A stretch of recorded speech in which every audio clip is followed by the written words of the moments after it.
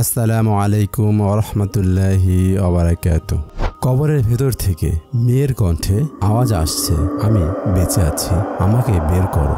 নারী আল্লাহ সুবহানাহু ওয়া তাআলার বড়ই সম্মানিতা জাতি।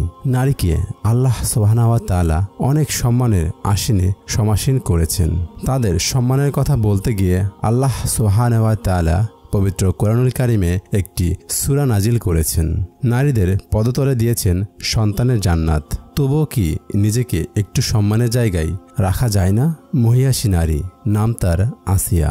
দিন গ্রহণ করার কারণে অমানবিক অত্যাচারে জর্জরিত হয়েছেন তিনি, যাকে নিষ্ঠুর অত্যাচারী স্বামী ফেরাউন লোহার চিরুনি দিয়ে পুরো শরীরে আঘাতের পর আঘাত করে গেছে। জীবনের শেষ মুহূর্ত পর্যন্ত একটুও স্বস্তি দেওয়া হয়নি তাকে। আহত কণ্ঠে আসিয়া আল্লাহ তাআলাকে বললেন, হে আমার রব, আমি রাজরানী ছিলাম, কখনো কোনো কাজ করতে হয়নি, দাসীবাদীরা আমার সেবায় ব্যস্ত ছিল সারাক্ষণ, কিন্তু আজ তোমার দিনের জন্য এই নির্মমতা সহ্য করতে হচ্ছে। হে আমার রব, আমাকে আমার গন্তব্যস্থলে পৌঁছে দিন। আল্লাহ তাআলা তখন আসিয়ার জন্য বানানো বেহেশতের সবচেয়ে সুন্দর মহল এবং মনোরম উদ্যানসমূহ দেখিয়ে দিলেন। সুবহানাল্লাহ। সে উদ্যানসমূহ দেখতে দেখতে আসিয়ার আত্মা বিদায় নিল ফেরাউনের কারাগারের অন্ধকার প্রকোষ্ঠ থেকে। আচ্ছা, তুমি কি পারবে ফেরাউনের স্ত্রী আসিয়ার মতো হতে, নাকি পারবে রাবিয়া বস্রির মতো হতে? নারীদের স্বভাবজাত বৈশিষ্ট্য হচ্ছে সুন্দরী হতে চাওয়া, অন্যকে অনুকরণ করা, টেলিভিশন কিংবা বিলবোর্ডে দেখা প্রসাধনী সামগ্রীর মডেলের মতো নিজেদেরও সুন্দরী বানানোর চেষ্টা করা। কিন্তু এই রূপলাবণ্য ও জৌলুস দেখিয়ে কি হবে? একদিন তো বৃদ্ধা হতেই হবে। বয়সের ভারে পিঠ কুঁজো হবে, চেহারায় ভাঁজ পড়বে, তারপর হতে হবে কবরে পোকামাকড়ের খাবার। এটাই তো জীবনের শেষ, তাই না? তাহলে কি হবে রূপের বড়াই করে? তার চেয়ে ভালো নয় কি জীবনকে রাবিয়া বস্রির মতো করে বানিয়ে নেওয়া? শোনো, তিনি কালো ছিলেন, কিন্তু চেহারা ও অন্তরে ছিল আল্লাহ তাআলার নূর। রং ফর্সাকারী ক্রিম বা স্নো আর ফেসিয়ালের পিছনে পড়ে থাকেননি। অনেকেই তাকে বিয়ে করতে চেয়েছিলেন, কিন্তু তিনি কি বলেছিলেন জানো? তিনি বলেছিলেন, যেদিন জানতে পারবো আমি আল্লাহ তাআলাকে পেয়ে গেছি, সেদিনই দুনিয়ার এসব সম্পর্কের দিকে চোখ ফেরাবো। এখনো তো আল্লাহকেই পেলাম না। হে নারী, পারবে কি তুমি তাদের অনুকরণ করে চলতে? তোমার ওই বাহারি চুল, নখ পালিশ, লিপস্টিক তোমার জন্য জাহান্নামের কারণ না হয়। যদি তুমি তোমার ওই অঙ্গসজ্জা, রূপের ভেলকি তোমার স্বামী ব্যতীত অন্য কাউকে দেখাও, তাহলে অবশ্যই তা তোমার জন্য জাহান্নামের কারণ হবে। তোমার চুল টেনে ছিঁড়ে ফেলা হবে, তোমার নখ পালিশ লাগানো আঙ্গুলগুলো জাহান্নামের কেচি দিয়ে কেটে ফেলা হবে, তোমার লিপস্টিক মাখা ঠোঁটদ্বয় জাহান্নামের ছুরি দিয়ে কেটে ফেলা হবে। কি ভাবছো এগুলো মিথ্যা বলছি?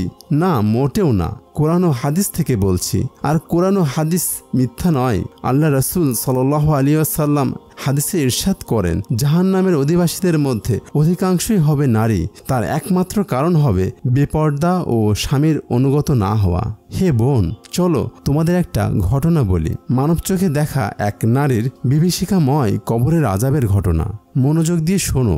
মাওলানা আব্দুর রউফ সাখরাভি রাহমাতুল্লাহি আলাই শেহ গুনাহগার আওরাতি কিতাবে ঘটনাটি উল্লেখ করেছেন।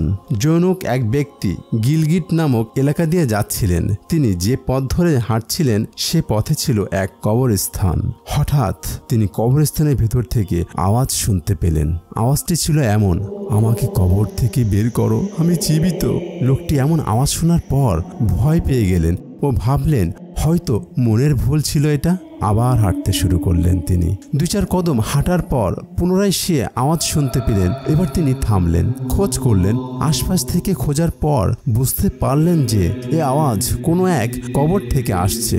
অতঃপর তিনি নিকটবর্তী এলাকায় গেলেন এবং তাদের কাছে কবরের আওয়াজ সম্পর্কে অবগত করলেন। তারা তার কথা শুনে এলাকার লোকজন এগিয়ে এলো। তারাও কবরের কাছে গিয়ে আওয়াজটি শুনতে পেল, আমাকে কবর থেকে বের করো, আমি জীবিত। উপস্থিত সবাই আওয়াজ শুনে অবাক হয়ে গেল। কবর থেকে এমন আওয়াজ শোনা যাবে তা কখনো কোনো দিন কেউ কল্পনাও করতে পারেনি। তারপর সবাই মিলে সিদ্ধান্ত নিল যে কবর খুঁড়ে দেখবেন ভেতরে ঠিক কি আছে। সবাই ইমাম সাহেবের কাছ থেকে মাসআলা জেনে কবর খুঁড়তে প্রস্তুত হয়ে গেল। কবর খোঁড়া হলো। কবর খুঁড়ে কবরের হালাত দেখে সবাই চমকে উঠল। দেখলো কবরে একজন জীবিত মহিলা বসে আছেন, শরীরে কোনো কাপড় নেই। মহিলাটি বলল, আমার জন্য জলদি কাপড় নিয়ে এসো। তার জন্য একটা চাদর আনা হলো। চাদরটি শরীরে জড়িয়ে মহিলাটি দৌড় দিয়ে একটা ঘরের ভেতর ঢুকে ভেতর থেকে দরজা লাগিয়ে দিল। উপস্থিত লোকজন সবাই মহিলার পিছু পিছু দৌড়ে তার ঘরের নিকট গেল, কিন্তু দরজা ভেতর থেকে লাগানো। সবাই বাহির থেকেই প্রশ্ন করলো, কে তুমি, আর কবরে জীবিত ছিলে কিভাবে? মহিলাটি ভেতর থেকে আওয়াজ দিল, জানতে চাও? তাহলে সাহসী 4 জন লোক ঘরের ভেতর এসো। আমাকে দেখে যারা সহ্য করতে পারবে না তারা এসো না। কেউ যেতে আগ্রহ প্রকাশ করলো না। তবুও 4 জন পুরুষ ভেতরে যাওয়ার জন্য রাজি হলো। তারা মহিলাকে বলল, তুমি দরজা খুলে দাও, আমরা ভেতরে প্রবেশ করব। দরজা খুলে দেওয়া হলো। তারপর 4 জন ভেতরে ঢুকে গেল। মহিলাটি নিজেকে চাদরে আবৃত করে রেখেছে, শরীরের কোনো অংশ দেখা যাচ্ছে না। মহিলা প্রথমে নিজের মাথা থেকে কাপড় সরালো। কাপড় সরানো মাত্রই দেখা গেল মাথায় কোনো চুল নেই, শুধু মাথার খুলিটা আছে, তাতেও চুল নেই, চামড়াও নেই, শুধু হাড্ডিগুলো স্পষ্ট দেখা যাচ্ছে। লোকেরা জানতে চাইল, তোমার মাথার চুল ও চামড়া কোথায়? সে বলল, আমি যখন জীবিত ছিলাম তখন আমার মাথার চুলগুলো ছেড়ে দিয়ে বাহারি সেজে ঘর থেকে বের হতাম, পরপুরুষকে চুল দেখাতাম। আমি মারা যাওয়ার পর ফেরেশতারা আমার একটা একটা করে সবগুলো চুল টেনে উঠিয়ে ফেলেছে। চুল না থাকায় মাথার চামড়াও খসে পড়েছে, এখন শুধু খড়িটাই অবশিষ্ট আছে। এরপর মহিলা তার চেহারা থেকে কাপড় সরিয়ে নিল। লোকেরা তার চেহারা দেখে চমকে উঠল, কারণ তার মুখে দাঁত ছাড়া আর কিছুই নেই। উপরের ঠোঁটও নেই, নিচের ঠোঁটও নেই। লোকেরা জিজ্ঞেস করলো, তোমার ঠোঁট কোথায়? সে বলল, আমি লিপস্টিক ব্যবহার করে পরপুরুষের সামনে যেতাম, তাই শাস্তি স্বরূপ আমার ঠোঁট দুটো কেটে ফেলা হয়েছে। এরপর মহিলা তার পা ও হস্তদ্বয় থেকে কাপড় সরিয়ে নিল। লোকেরা দেখতে পেল তার হাত ও পায়ের আঙ্গুলসমূহে একটিও নখ নেই। মহিলা বলল, আমি দুনিয়ায় হাত ও পায়ের আঙ্গুলে নখ পালিশ ব্যবহার করে চলতাম, তাই শাস্তি স্বরূপ আমার প্রত্যেকটা নখ উঠিয়ে ফেলা হয়েছে। মৃত্যুর পর কবরে প্রতিনিয়ত আমার সাথে এইরূপ করা হচ্ছে। মাথার চুল, হাত পায়ের নখ, ঠোঁটদ্বয় কেটে ফেলা হচ্ছে। এছাড়াও আমার উপর বিভিন্ন ধরনের শাস্তি সংঘটিত হচ্ছে। এতটুকু বলার পর মহিলাটি পড়ে গেল। লোকেরা তাকে নাড়া দিয়ে দেখলো সে মৃত অবস্থায় পড়ে আছে। অতঃপর সবাই মিলে তাকে গোরস্থানে নিয়ে সমাধিস্থ করল। উক্ত ঘটনা দ্বারা আল্লাহ সুবহানাহু ওয়া তাআলা দুনিয়াবাসীকে জানান দিলেন যে বেপর্দা মহিলাদের কবরের আযাব কিরূপ হয়, কি ভয়ঙ্কর আযাব। পারবে সহ্য করতে? গুনাহ ততটুকুই করো যতটুকু সহ্য করার ক্ষমতা তোমাদের আছে। হে বোন, এখনো সময় আছে, নিজেকে পরিবর্তন করে নাও। ফেরাউনের স্ত্রী আসিয়া ও রাবিয়া বস্তির মতো নিজের যৌবনকে আল্লাহ তাআলার ইবাদতে সজ্জিত করে তোলো।